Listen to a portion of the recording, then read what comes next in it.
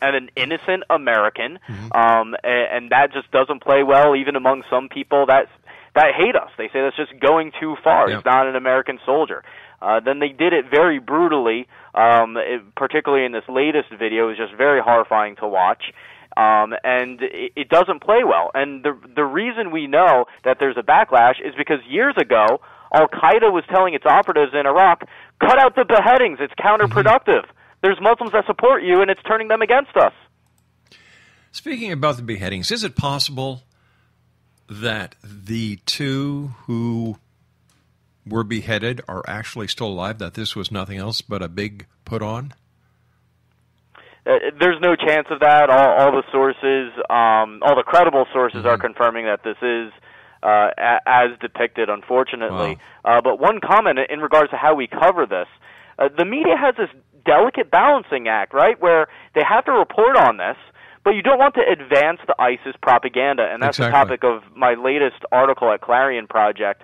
And it's a point I want to emphasize. The way you can do that is you have to report on it, and I think it's important for the world to see some of these images so that they understand how serious this is.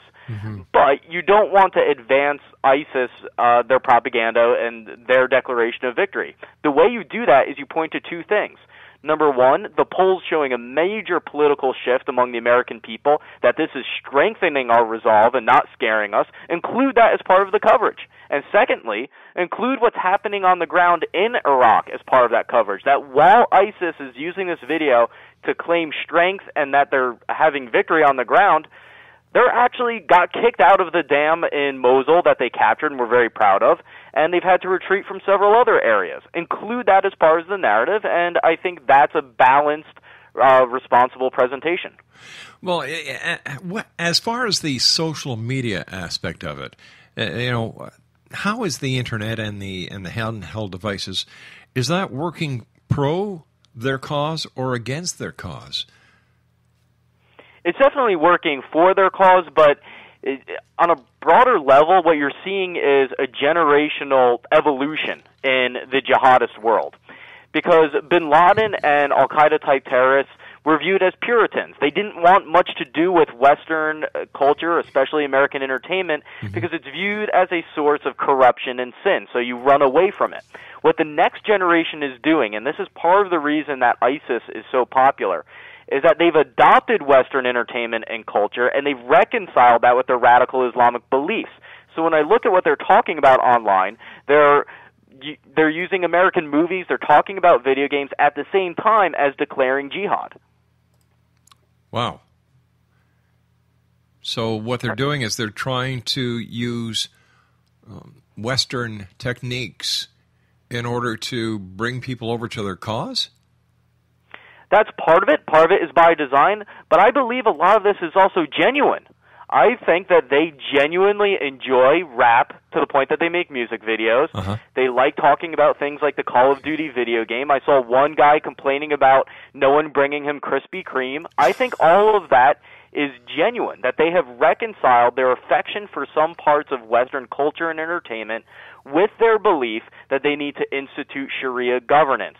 And so they've bridged that gap so that Muslims don't have to say, well, if I have to choose between American culture and the things I love or this purified version of my religion, I might be more attracted to side with America, or at least go away from the radical ideology.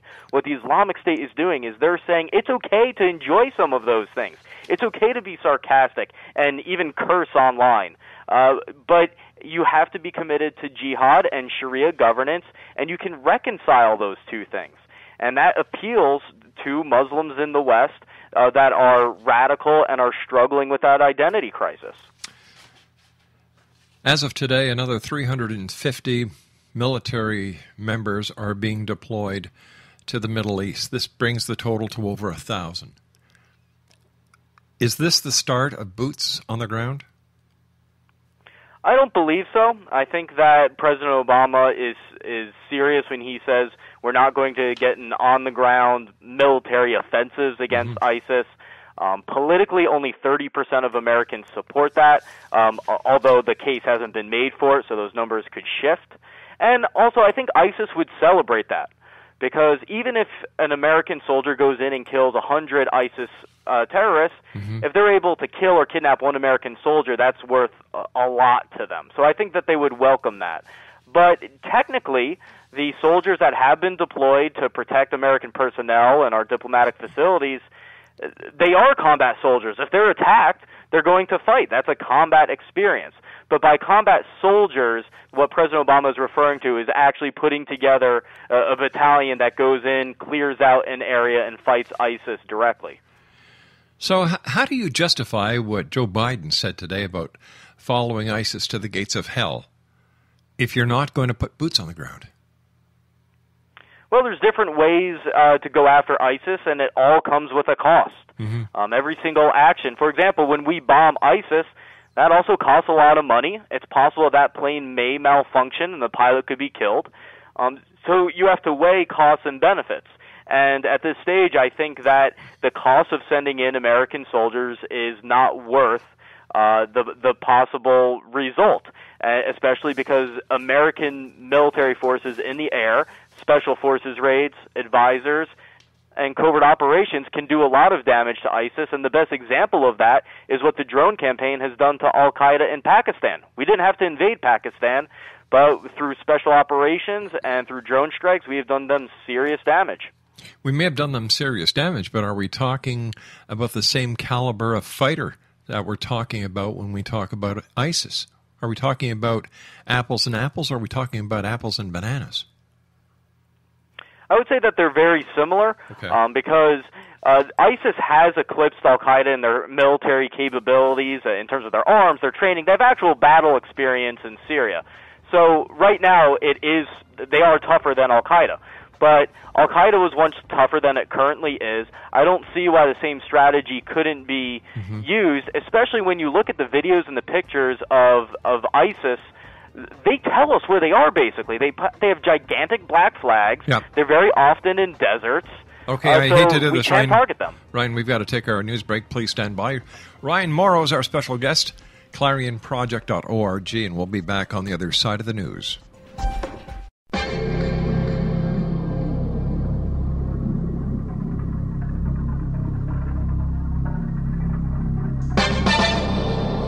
Hi, this is Rob McConnell, just letting you know that the X-Chronicles newspaper is now available online at www.xzonebookclub.com. All past editions and current editions of the X-Chronicles newspaper are available for 99 cents. That's www.xzonebookclub.com, and that's 99 cents U.S. per edition. And don't forget, the X-Zone store is now open as well for all of your X-Zone Nation merchandise. www.thexzonestore.com.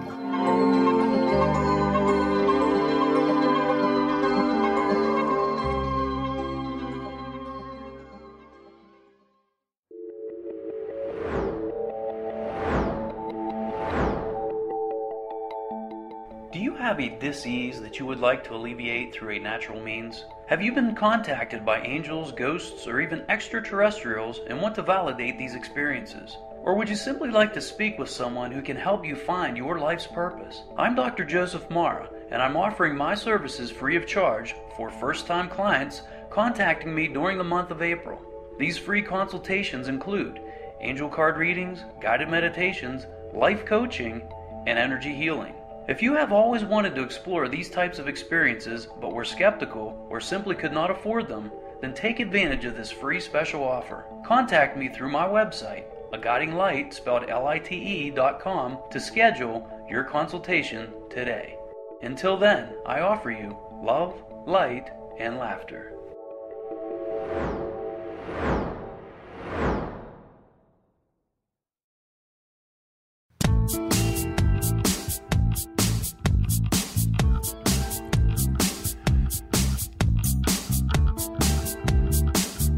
Welcome back to the X-Zone, everyone. My guest this hour is Ryan Mauro, www.ClarionProject.org.